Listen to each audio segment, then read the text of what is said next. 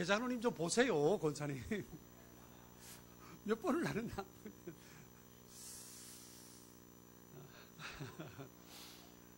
예수님께서 나를 만나러 오시는 것, 그것이 성탄의 축복인 줄 믿습니다.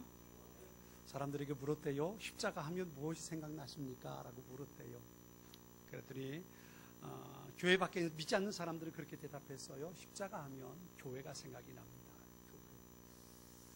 맞는 말이겠지요? 세상 사람들은 십자가 하면 교회 종탑 위에 있는 십자가를 생각하니까요. 십자가 하면 교회가 생각납니다. 그랬어요. 예수 믿는 사람들에게 물었어요. 십자가 하면 무엇이 생각나십니까? 그랬더니 대부분의 그리스도인들이, 믿는 사람들이 고난입니다. 그랬어요. 고난. 틀린 말 아니죠? 맞는 말이죠. 예수님이 십자가는 고난이기도 하지요. 그런데요, 어떤 사람들은 예수님이 십자가 하면 무엇이 생각납니까? 라고 물었더니요, 사랑입니다. 사랑입니다. 예수님이 십자가 물론 고난이지요. 그런데 그 고난을 왜 예수님께서 자초하셨을까요? 예수님 모든 영광과 권세를 가지고 그까짓 거 다 물리칠 수 있었지요. 그렇죠? 예수님을 체포하러 겟세마네 동산에 제사장들이 왔을 때에, 군인들을 데리고 왔을 때에 베드로가 칼을 빼서 대제사장의 종 말구의 귀를 치잖아요. 그때 예수님 그러시죠. 내가 할 수 없어서 이러는 줄 아느냐? 내가 하려고만 하면 천사들을 데려다가 입가지고 못 막겠냐? 그런데 그것이 하나님의 뜻이 아니기 때문이라고 예수님 말씀하시죠. 그러니까 예수님의 십자가는 억지로 지신 십자가가 아니고 자초하신 십자가죠. 왜 고난의 십자가를 예수님 자초하셨을까요? 한마디로 말하면 그거죠. 하나님의 사랑이죠. 그래서 요한복음 3장 16절은 그렇게 말씀하시잖아요. 하나님이 세상을 이처럼 어떻게 하사? 사랑하사 독생자를 주셨으니. 예수님은 세상에 그 십자가를 위해서 오셨고 십자가에 못 박혀 죽으셨어요. 십자가에서 그렇게 말씀하시잖아요. 자기를 십자가에 못 박는 군인들을 바라보면서 하나님 앞에 기도하죠. 하나님, 저들의 죄를 용서해 주십시오. 저들은 지들이 무슨 일을 하는지 모르기 때문에 그렇습니다. 어떤 성서학자는 그렇게 말했어요. 예수님 십자가에 두 팔 벌려서 못 박히셨잖아요. 그것을 그렇게 설명했어요. 내가 너희를 이만큼 사랑한다. 십자가에서 말씀하셨다는 거예요. 십자가, 그것은 교회의 상징이기도 하지만, 고난을 의미하기도 하지만, 십자가는 하나님의 사랑입니다. 사람들에게 성탄절에 대해서 물었어요. 성탄절 하면 무엇이 생각나십니까? 크리스마스 하면 무엇이 생각나십니까? 그랬더니요, 대부분의 사람들이 대답한 것이, 가장 많이 대답한 게 뭐냐면 선물이었어요. 선물. 두 번째가 뭐였을까요? 두 번째가 산타크루스 할아버지였어요. 세 번째가요, 루돌프 사슴코였고요. 그리고 아기 예수에 대해서 설명은 여섯 번째였대요. 여섯 번째. 크리스마스의 주인공은 예수님인데 그 예수님이 여섯 번째, 사람들의 관심 속에서 여섯 번째였다는 거예요. 여러분에게 성탄절은 어떤 날입니까? 성탄절 혹시나 선물 받는 날, 산타크루스 할아버지 굴뚝으로 들어오는 날, 루돌프 사슴코. 제가 요 밑에 어느 분에게 선물을 좀 드릴 게 있어서 크리스마스 카드를 좀 쓰려고 요 밑에 1층을 내려갔잖아요. 크리스마스 카드를 쭉 전시해 놓은 곳에 갔는데 크리스마스 카드가 많이 변했어요. 많이 변했는데 가서 보니까 그 중에 90%가 넘는 게 산타크루스 할아버지가 주인공이더라고요. 그 크리스마스 카드 맨 가운데 배불뚝이 할아버지가, 빨간 옷을 입은 배불뚝이 할아버지가 빨간 모자를 쓰고 그리 시시끗하고 웃고 있는 모습이 크리스마스 카드의 대부분 있더라고요. 멜로디 카드가 있어서 멜로디 카드를 한번 눌러봤잖아요. 그랬더니 거기에 무슨 노래가 나올까요? 기쁘다 구주 오셨네가 아니고, 저들 받기가 아니고, 고요하고 거룩한 밤, 이게 아니고요. 징글벨이 나오고요. 루돌프 사슴코가 나오고요. 울면 안 돼가 나오더라고요. 예수님을 잃어버린 성탄절. 그렇죠? 그런데 성탄절의 가장 큰 의미는 뭐예요? 축제나 선물이나 산타크루스나 혹은 루돌프가 아니라 이 땅에 온 인류를 사랑하셔서 이 땅에 모든 것을 버리고 오신 예수님의 사랑. 그게 성탄절의 주제 아니겠습니까? 그 사랑의 선물을 가지고 우리를 찾아오신 하나님을 맞이하는 그날이 성탄절이심을 믿습니다. 여러분에게도 성탄절이 그런 날이 되시기 바랍니다. 나를 사랑해서 거기 위에 계시기를 마다하지 않으시고 이 땅에 나를 만나기 위해서 사랑이라는 선물 보따리를 들고, 영원한 생명이라는 선물 보따리를 들고, 천국의 영광이라는 선물 보따리를 들고 우리를 찾아오신 그 예수님을 만날 수 있는 소중한 날이 성탄절 될 수 있기를 바랍니다. 그 예수님의 오심을 가장 잘 설명해 준 것이 어떻게 보면 사도 바울이 우리에게 들려주었던 오늘 본문의 이야기입니다. 오늘 본문의 앞부분은 이렇게 말합니다. 빌립보서 2장에 보면요, 5절에 이렇게 시작하죠. 너희 안에 이 마음을 품으라. 곧 그리스도 예수의 마음이니 그랬어요. 그리스도 예수의 마음. 다시 말하면 너희 안에 이 마음을 가져야 된다. 그 마음이 어떤 마음이냐면 우리를 위해 이 땅에 오신 그 예수님의 마음이라는 거예요. 그 예수님이 어떤 마음을 가지고 오셨을까요? 오늘 본문을 보면 몇 가지 단어를 우리가 생각해 볼 수 있어요. 그 단어들이 어떤 거냐 하면요, 첫 번째가 그는 근본 하나님의 본체셨다는 거예요. 이 본체라는 말은요, 다르게 말하면 하나님 그분이셨다는 거예요. 우리를 찾아서 오셔서 사람의 몸을 입고 베들레헴 마구간에 탄생하신 그 예수님이 바로 하나님 그분이라는 거예요. 하나님 그분이신데 그분이 어떻게 하셨어요? 여기 보면 자기를 비워 그랬어요. 자기를 비워. 이게 첫 번째 키워드예요. 하나님께서 자기를 비우셨다는 거예요. 자기를 비웠다. 뭘 비웠겠습니까? 하나님은요, 창조주예요. 조물주예요. 모든 피조물들로부터 찬양과 영광을 받으시기에 합당하신 그분이 하나님 예수님 그분이라고요. 그분은 하늘 영광 보좌에 앉아만 계셔도 영광스러운 거예요. 그런데요, 그분이 그 모든 거 다 내려놨어요. 다 내려놓고 자기를 비우셨다는 거예요. 자기를 비우셨어요. 하나님으로서의 자기의 능력과 권세와 영광을 다 내려놓으셨어요. 비우셨어요. 그리고 두 번째, 낮추시고 그랬어요. 낮추시고. 조물주 그 자리에 있지 않고 낮추셨어요. 어떻게 해요? 사람의 모습으로요. 사람의 모습으로 낮추셨어요. 그리고 세 번째가요, 죽으셨다 그랬어요. 죽음이라는 건 당신의 생명을 나누어 주신 것이지요.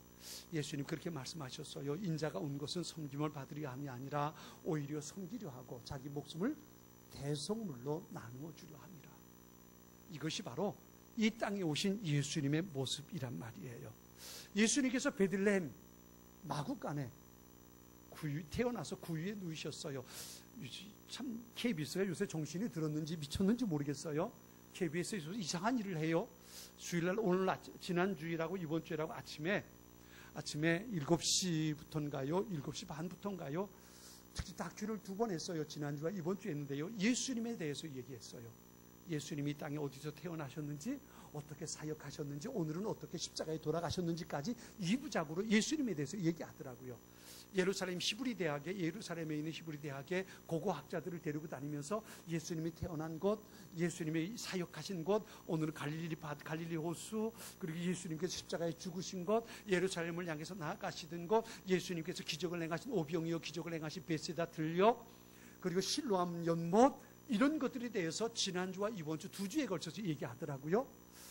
거기다가요, 어제 저녁엔 또 뭘 봤냐 하면요, 어제 저녁에 보니까 어떤 한 분이 예수 믿는 신실하게 믿는 분인데 결혼했는데 아이를 낳은 지 한 달 좀 지나서 대장암 3기에 걸렸어요.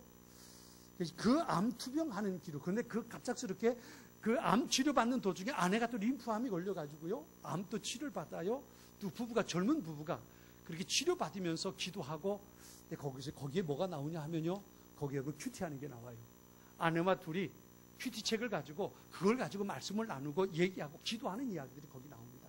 하나님께서 내게 우리 가정에 이런 고난을 주신 것은 분명 가장 좋은 것을 주신 것입니다. 이 암까지도 하나님께서 내게 주신 겁니다. 그 큐티하면서 말씀 속에서 하나님의 음성을 듣고 그것을 고백하고 나누고 서로 격려하고 축복하는, 그리고 성도들 앞에서 그것을 간증하는 그런 모습들이 텔레비전, 그게 아마 제가 보기에는 2부작이에요. 한 번 더 남았어요. 다음 주 금요일 저녁에 언제 할지 모르겠는데 한 번 더 할 겁니다. KBS가 미쳤나 봐요. 그런 걸 요새 하더라고요. 성탄절이어서 그런지 모르지만 아주 적나라하게 기도하고 간증하고 예수님이 어떤 분인지 고고학자들을 통해서 예수님이 실제로 이 땅에 존재하신 분이라는 것을 아주 강하게 얘기를 하더라고요. 그러면서 그 젊은 부부의 모습을 통해서 또 하나님이 어떻게 우리에게 은혜를 주셨는지, 이 암조차도 하나님께서 내게 주신 소중한 은혜라는, 그 암이 재발돼요. 그래가지고 무진 고통을 당해요. 대장을 거진다 잘라냈어요. 그런 수술을 2번째 받았는데, 그러면서도 하나님 앞에 감사하고 하나님을 찬양하고 서로 격려하는 모습을, 암치료 받으면서 아내가 머리가 다 빠져버리고 말았어요. 그러면서도 하나님을 찬양하면서 큐티하면서 함께 격려하는 그런 모습들이 나와요. 꼭 보세요. 꼭 보시고, 못 보셨으면 인터넷을 뒤져서라도 보세요. 이건 꼭 봐야 돼요. 봐야 됩니다.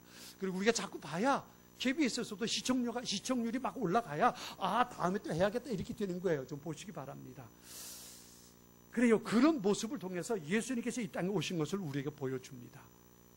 근데 그곳에서 베들레헴 예수님이 탄생하신 것을 지난주에 보여주면서, 그게 여관이 아니라 가정집이에요. 가정집의 마구간에서 태어나셨는데, 태어나서 구유에 누인 것을 보여주는데, 그 구유가 나무가 아니고 돌로 된 거예요. 갓난 아기가 들어가서 앉을 만한 요람 크기의 구유더라고요. 거기에 아기 예수님이 누인 거예요. 그것이 의미가 있잖아요. 어떤 신학자는 그렇게 말했어요. 예수님이 이 땅에 밥으로 오신 것을 설명해 줍니다. 밥으로. 사람들에게 소망을 주고 사람들에게 영원한 생명의 말씀으로 오신 예수님에 대해서 거기서 보여준다는 거예요. 이게 예수님의 모습이에요. 성탄에 오신 예수님이 바로 이런 의미예요. 자신을 비웠고요, 낮추셨고요, 십자가에 돌아가신 거예요. 십자가에 돌아가신 거예요. 자신의 생명을 나누어 주기 위해 이 땅에 오신 거예요. 이게 성탄절날 우리가 깨달아야 할 소중한 진리예요. 여러분 모두는 그리스도인이라고 말하죠. 나는 그리스도인입니다. 나는 기독교인입니다. 여러분, 그리스도인이라는 게 무슨 의미일까요? 교회 다니는 사람일까요? 여러분, 교회 다니는 사람하고 그리스도인은 좀 다릅니다. 달라요. 그리스도인이란 어떤 사람을 말하냐면 그리스도에게 속한 사람이라는 의미를 가지고 있습니다. 예수님께 속한 사람. 다르게 말하면 이런 거예요. 예수님처럼 살아가기로 결심한 사람입니다. 이게 그리스도인이에요. 이게 그리스도인입니다. 물론 처음에 신앙생활 할 때는 내게 문제가 있어서 내가 예수님을 믿으면 이 문제 해결할 수 있지 않을까, 이런 소망을 가지고 신앙생활 시작할 수 있어요. 그런데 정말 예수님을 내가 인격적으로 만나고 내가 그분의 은혜를 경험할 때 우리 안에 생기는 하나님께서 주시는 소중한 은혜가 있다고요. 그게 뭐냐면 나도 예수님처럼 살겠다라는 고백이에요. 죄송하지만 나도 예수님처럼 살겠다는 고백과 결단이 우리에게 없었다면, 죄송합니다, 시험에 들어도 어쩔 수 없는데요, 이게 진리니까요, 그 사람은 예수님 믿지 않는 사람이에요. 예수님을 만나지 못한 사람이에요. 지금도 고전적인 책이 됐습니다만 예수라면 어떻게 할까라는 책이 있었어요. 한 20년 넘게, 한 25년 전에 처음 우리나라에 홍성사라는 출판사를 통해서 번역돼 소개가 됐어요. 믿음의 글이라는 책으로 번역이 됐는데요, 지금도 그 책이 번역돼서 나옵니다. 근데 거기 보면 거기 나오는 주인공들이 예수님이라면 이런 땐 어떻게 하셨을까, 그것을 고민하고 그렇게 살아가기를 애쓰는 거예요. 많은 것을 손해봅니다. 잃어버립니다. 사람들에게 미친 사람이라고, 저 사람 저래가지고 어떻게 살겠나라고 손가락질을 받기도 합니다. 그런데 철저하게 예수님이라면 이럴 땐 어떻게 하셨을까, 이것을 고민하고 그렇게 살아가기를 힘쓰는 사람들이에요. 여러분, 이게 그리스도인입니다. 여러분 한 사람 한 사람이 그런 사람들이 될 수 있기를 바랍니다. 그런 사람들이 될 수 있기를 바랍니다. 예수님이라면 어떻게 하실까? 이게 그리스도인의 모습이에요. 이게 그리스도인. 이게 어떻게 하는 거예요? 예수님처럼 나를 비우고 내가 낮아지고 하나님께서 내게 주신 것을 기꺼이 나누는 삶을 사는 거예요. 이게 바로 예수님처럼 살아가는 겁니다. 그런데 한번 생각해 보세요. 내가 지금 그렇게 살아가고 있을까? 엊그제요, 여기 청소하는 분이 계셔서, 빌딩 청소하는 분이 있잖아요. 요 앞에 좀 먼지가 있길래 제가 닦는다고 걸레를 가지고 이렇게 닦으려고 그랬더니 그 청소하는 아주머니가 오셔가, 목사님 놔두세요, 내가 닦을게요, 그러면서 저한테 걸레를 뺏어가지고 막 닦으시더라고요. 여기서 좀 닦았으면 좋겠네요. 예, 알겠습니다. 그거 닦을 거예요. 여러분, 제가 이렇게 물으면 어떨까 모르겠어요. 제가 여러분에게 여기 좀 걸레 좀 청소 좀 하시죠 라고 말하면 여러분 어떨까요? 여러분, 교회 안에서 가만히 보면 상처받고 시험에 드는 것이 왜 그럴까요? 왜 상처를 받아요? 교회에서 왜 다른 사람들 때문에 상처를 받고 다른 사람이 한 말 때문에 왜 시험에 들까요? 한마디로 말하면 그거잖아요. 자신을 비우지 못해서, 낮아지지 못해서, 내 것을 나누어주지 못해서, 여전히 내가 더 높이, 내가 더 섬김을 받아야 되고, 내가 더 높은 곳에 있어야 되고, 내가 더 많은 것을 가져야 한다고 생각하니까, 다른 사람이 내게 말 한마디 하면 그 자존심이 상해서 상처를 받고 시험에 드는 거잖아요. 진본데 샹 해버리고. 왜 그래요? 내가 죽지 못해서 그렇잖아요. 내가 낮아지지 못해서 그렇잖아요. 내가 뭔데? 내가 그래도 목사인데, 내가 장로인데, 내가 권사인데, 내가 집사인데, 내가 우리 교회 얼마나 오래 다녔는데 나한테 그렇게 말할 수 있어? 왜 그래요? 왜 그렇게 말하는 거예요? 이유는 한 가지예요. 내가 낮아지지 못해서 그래요. 내가 낮추지 못해서 그래요. 내가 비우지 못해서 그래요. 예수님처럼 살아가면 그래, 내가 그렇지 뭐 그럴 수 있지. 예수님도 그러셨는데. 얼마든지 자기를 비운 사람, 낮춰진 사람, 하나님께서 내게 주신 은혜가 있어서 그것을 나누어주기 원하는 사람은 언제나 그렇게 살아갈 수 있단 말이에요. 그런데 우리의 마음이 아직 비우지를 못했어요. 자존심을 비우지 못했어요. 내가 낮아지질 못했어요. 내가 더 높은 곳에 있고 싶어하고, 내가 더 많은 것을 갖고 싶어하고, 내가 섬김을 받고 싶어하고, 대접을 받고 싶어해요. 내 자존심을 지키고 싶어해요. 이것은 무슨 의미예요? 예수님은 안 그러셨잖아요. 예수님의 십자가는 어떻게 되셨는지 아십니까? 예수님의 십자가는요, 온몸이 발가벗기셨다고요. 그 속옷마저도 군인들이 나누어 제비 뽑아 가졌잖아요. 예수님을 벌거벗은 채로 십자가에 못 박힌 거예요. 사진에 보면 그냥 가까이 가릴 때는 가렸지만 원래 십자가는 모든 것이 다 적나라하게 드러난 거예요. 알몸으로 십자가에 못 박히신 거예요. 누가요? 하나님 그분께서요. 왜 그랬어요? 그래도 예수님은 자존심 상처받지 않았다고요. 만일에 예수님께서 자존심의 상처를 받았다면 그 자리에서 내려오셨을 거예요. 사람들이 침 뱉고 비웃을 때에 니들 나한테 죽었어 그리고 내려오셨을 거라고요. 그런데 그분은 자신의 모든 것을 비우셨어요. 가장 낮은 곳에 계셨어요. 그리고 자신의 생명까지도 나누어 주셨어요. 이게 예수님이시라고요. 그것을 위해서 이 땅에 사람의 몸을 입고 오셨고 종의 형체를 가져서 사람들을 섬겨주셨다고요. 예수님께서 십자가에 못 박히시기 전에 마지막 하셨던 소중한 사역 가운데 한 가지가 제자들의 발을 닦아주는 거였습니다. 예수님께서 제자들의 발을 닦아주면서 그렇게 말씀하세요. 내가 주와 선생이 되어 너희의 발을 닦아준 것처럼 너희도 그렇게 해야 한다. 이게 그리스도인의 삶이라는 거예요. 죄송한 얘기 또 한번 할까요? 권사님들에게 내 발 좀 닦아요. 그리고 말하면 여러분 어떠겠어요? 목사가 미쳤구만. 아마 그럴지 모르겠어요. 그렇죠? 나 여기다 내 아들 뻘 되는 놈이 나더러 발을 닦으라고 기분 나빠할 거예요. 왜 그래요? 비우지 못해서 그래요. 낮추지 못해서 그래요. 내게 아직 가지고 있는 게 많아서 그래요. 예수님의 십자가 그리고 십자가를 향해 가는 성탄의 축복은 바로 여기서부터 시작이 되는 겁니다. 왜 우리가 그렇게 됐을까요? 이건 한 가지예요. 세상이 그렇게 살거든요. 여러분이 살고 있는 세상이 지금 그렇게 살잖아요. 세상은요, 더 높이 올라가기 원해요. 더 높은 곳에 가기 원하고요. 더 많은 것을 갖기 원하고요. 자기가 섬기려는 것이 아니라 더 섬김을 받고 싶어 한다고요. 이게 세상 사람들의 원리예요. 섬김을 많이 받으면 받을수록 줄 수 있다고 생각을 해요. 그 사람이 더 대단한 사람이라고 사람들은 인정한다고요. 누군가 차가 차를 타고 와서 차에서 내리는데 기사가 내려와서 문을 열어주고 고개를 숙이면 아, 저 사람 대단한 사람인가 보다 라고 생각한다고요. 그러면서 그렇게 말하죠. 나도 저 사람처럼 되면 좋겠다. 세상 사람들이 가지고 있는 꿈이, 기도 제목이 대부분 그런 것들이잖아요. 더 높이 올라가는 것, 더 많이 갖는 것, 더 많은 사람들에게 숨김을 받는 것, 더 많은 사람들에게 대단한 사람이라고 인정받는 것. 이게 세상 사람들이 가지고 있는 삶의 목표예요. 그들의 꿈입니다. 당신의 꿈이 뭡니까? 라고 물어보면 당신은 어떤 사람이 되고 싶습니까? 라고 물으면 저기 저 자리에 올라가는 겁니다. 저 사람처럼 되는 겁니다. 이게 세상 사람들이 가지고 있는 거거든요. 그런데 예수님은 그와 정반대였잖아요. 예수님은 베들레헴 마구간에, 아무도 찾지 않는 베들레헴 마구간에 태어나셨잖아요. 하나님이시면서도 그 모든 것 다 내려놓고 비우고 종의 형체를 가지면서까지 자기를 낮추시고 십자가에 자기의 생명을 나눠주기 위해서 이 땅에 오셨단 말이에요.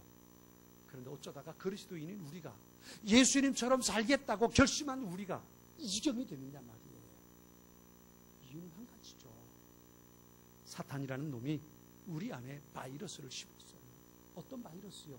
세상 사람들처럼 되고자 하는 바이러스를 심었다고요. 탐욕이라는 바이러스를 심었어요. 너도 저 사람처럼 돼봐야 되지 않겠니? 이렇게 돼버리고 만 거예요. 사탄이 찾아와서 아담과 하와에게 선악과 따먹어봐, 너도 기가 막히게 하나님처럼 될 수 있어 라는 생각을 넣어줬던 것처럼 말이죠. 우리의 생각에 나도 예수님처럼 살 거야, 예수님께서 사신 것처럼 나도 그렇게 살 거야 라고 결심했는데, 사탄이라는 놈이 우리 안에 씨앗을 하나 심어놨다고요. 탐욕이라는 씨앗이에요. 너도 세상 사람들처럼 잘 살아봐야 되지 않겠어? 너도 언제까지 이러고 살래? 이러고 살래? 그러면서 우리의 마음속에 탐욕이라는, 세상 사람들이 가지고 있는 탐욕이라는 씨앗을 우리 안에 뿌려놨다고요. 그게 우리 안에 자라는 거예요. 우리나라에 해마다 겨울철만 되면 참 고질병이 돼버린 게 있어요. 연례행사가 돼버린 게 있어요. 그게 뭐냐면 조류 인플루엔자죠. AI라는 것. 철새들을 통해서 이 땅에 그 새들을 통해서 오리, 닭 이런 것들이 오염돼가지고 전염돼가지고 씨름 앓다가 죽어가는 거예요. 조류 인플루엔자. 언제부턴가 이게 연례행사가 돼버렸어요. 제가 아는 목사님 한 분이요, 경상도 산골짜기 시골 마을에서 목회를 해요. 근데 이분은 이런 목회를 하는 게 아니라 농사를 집니다. 동네 사람들하고 같이 농사를 져요. 어떤 농사냐 하면 짐승을 키워요. 닭을 키우고 오리를 키우고 돼지를 키우고 이런 걸 키웁니다. 양을 키우고 이런 걸 키워요. 동네 사람들 같이 키워요. 같이 키우는데 이분이 지난번에 만난 속에 열불이 나가지고 막 얘기를 하는 거예요. 이 사람이 왜 그러나 그랬더니요, 자기네 동네는 아무리 조류 인플루엔자가 와도 닭이나 오리나 폐사하는 법이 없대요. 구제 여기도 자기네 동네에서 기르는 소는 걸려본 적이 없대요. 그런데 안타깝게도 이웃 동네에서 병에 걸리니까 이 동네 것까지 다 몰살시켜 버린다는 거예요. 자기네 동네에서 기르는 닭이나 오리나 이 소들은 절대로 구제역이나 조류 인플루엔자에 걸리지 않는데, 하나도 걸린 적이 없는데 동네 이웃 가까운 데서 걸려버리니까 이 동네에 있는 모든 것까지 다 몰살시켜 버린다. 얼마나 열불이 나서 얘기하는지. 우리처럼 하면 되는데 엉뚱하게 닭장에 놓고 기르니까 그 지경 아니냐고 그러면서 얘기를 해요. 그분이 하는 얘기가 그거예요. 면역력이 길러지면 아무리 조류 인플루엔자가 유행한다 할지라도 건강하다는 거예요. 넉넉하게 물리친다는 거예요. 그 동네는요, 닭을 산에 풀어놓고 길러요. 양이라든가 염소라든가 돼지나 소도요, 풀어놓고 길러요. 그러니까 마음대로 운동하면서 다니면서 먹을 거 주워 먹고 그러고 다니니까 얘들이 면역력이 길러진다는 거예요. 어떤 조류 인플루엔자가 와도 넉넉히 이겨낸다는 거지요. 한 번도 걸려본 적이 없대요. 근데 이 말 때문에 해마다 그렇게 몰살을 당한다는 거예요. 그래서 아예 그렇게 되기 전에 다 팔아버린대요. 그리고 다시 시작한다는 거죠. 왜냐하면 한 번 그렇게 해서 몰살돼 버리고 나면 그 다음에 다시 시작하는 게 쉽지 않대요. 그래서 아예 오기 전에 다 팔아버린다는 거예요. 그분이 하는 얘기 그거예요. 면역력이 생겨버리면 그까짓 거 대단하게 되는데, 별거 아니게 되는데, 그게 안 되면 오염돼 버리고 전염에 걸려서 죽어버린다는 거지요. 저는 그 얘기를 들으면서 우리 그리스도인들의 모습도 그와 같아요. 나도 예수님처럼 살고 싶은데, 난 그리스도인인데 예수님께서 이 땅에 자기를 비우고 낮아져서 하나님께서 주신 그 은혜를 나누기 위해서 오신 것처럼 나도 그렇게 살고 싶은데, 그 결단을 했던 적이 있는데 나도 모르게 내 안에 세상의 생각들, 사탄이 뿌린 탐욕의 씨앗이 내 안에 들어와서 나도 더 높이 자존심을 세우고 더 많은 것을 갖고 더 섬김을 받으려 하는 이유는 내 안에 영적인 면역력이 사라져 버려서. 지난번에 어떤 분 얘기를 들으니까 그러더라고. 예수 믿는 것들이 더하다고. 제가 목사라는 거 알면서 하는 말이 예수 믿는 것들이 요새 더합니다 그러더라고요. 저도 그래서 맞아요. 예수 믿는 것들이 참 더해요. 이 말이 얼마나 맞는 말인지 아세요? 여러분 그렇잖아요. 여러분이나 세상 사람들이나 가지고 있는 생각이 뭐가 달라요? 승진하고 싶고, 돈 많이 벌고 싶고, 더 많이 섬김을 받고 싶고, 더 많이 갖고 싶고, 더 멋진 옷 입고 싶고, 더 맛있는 음식 먹고 싶고, 사람들에게 자랑거리 더 많이 갖고 싶고. 여러분 그렇지 않습니까? 제 말이 틀렸습니까? 그렇잖아요. 더 잘 살고 싶고, 더 좋은 집에 살고 싶고, 그렇잖아요. 근데 거기에 예수 믿는 사람들이 가지고 있는 하나가 더 있다고요. 그게 뭐냐면 전능하신 하나님이에요. 전능하신 하나님. 세상 사람들은 더 잘 살고 싶으면 열심히 일해요. 열심히 발에 불이 나도록 다닌다고요. 노력해요. 애써요. 예수 믿는 사람들도 노력하고 애써요. 거기에 플러스 하나. 그게 뭐예요? 하나님의 전능하심. 이거 얼마나 기가 막힌 거예요. 세상 사람들은 자기가 열심히 노력해가지고 그래서 얻는 자리에 올라가는데, 세상 예수 믿는 사람들이라는 사람들은 자기가 열심히 해서 올라가면서 거기에 플러스 알파 하잖아요. 하나님 제발 오셔서 나 좀 도와주셔서 점프에 올라가게 해주세요. 하나님 전능하신 분이잖아요. 사람들은 못하는 거 하나님 아시잖아요. 저 사람 저기까지 못 갔는데 하나님 나 점프하게 더 오프 올라가게 해주세요.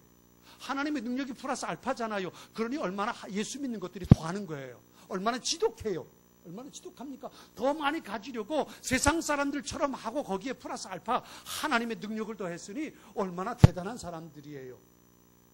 그렇잖아요. 예수 믿는 것들이 더하지 않습니까? 그렇죠? 성탄절입니다. 내일이면 우리가 성탄 예배를 드려요. 우리가 예수님이 탄생하신 베들레헴 마구간에 가서 우리가 보아야 할 게 있어요. 우리가 회복해야 할 게 있다고요. 그게 뭐냐 하면 나를 비우고 나를 낮추고 하나님께서 내게 주신 것을 가지고 기꺼이 나누어 줄 수 있는 그리스도인의 본질, 그걸 회복할 수 있어야 합니다. 동방 박사들이 베들레헴 마구간에 와서 아기 예수님 앞에 엎드려 경배한 것처럼, 들에서 양을 치던 목자들이 아기 예수님 앞에 엎드려 경배한 것처럼 그 주님 앞에 엎드려 경배하면서 나도 예수님처럼 내 삶을 비우겠습니다. 나의 자존심을 내려놓겠습니다. 내가 가장 낮은 곳에서 섬김의 삶을 살겠습니다. 예수님처럼 하나님께서 내게 주신 은혜를 나누어주며 살겠습니다. 다시 한번 내가 그리스도인인 것을, 참된 그리스도인의 삶의 모습을 다시 회복해야 될 수 있지 않겠습니까? 내가 그렇게 회복될 때에, 내가 그렇게 새롭게 다짐하고 결단할 때에 내가 살아가는 곳이 다시 하나님의 나라가 회복되어 갈 수 있을 거예요. 내가 살아가는 곳에 살아계신 하나님의 은혜가 넘쳐나게 될 거예요. 내가 만나는 그 사람에게 나를 통해서 하나님의 은혜가 전달될 수 있을 거예요. 내가 신실한 하나님의 축복의 통로의 역할을 감당할 수 있게 될 거예요. 여러분, 예루살렘을 향해서 헤롯의 왕궁이 아니라 베들레헴 마구간으로 가요. 거기에 가서 모든 것을 비우고 낮추시고 죽기 위해 오신 그 주님 앞에 겸손히 무릎 꿇고 나도 주님처럼 살겠습니다.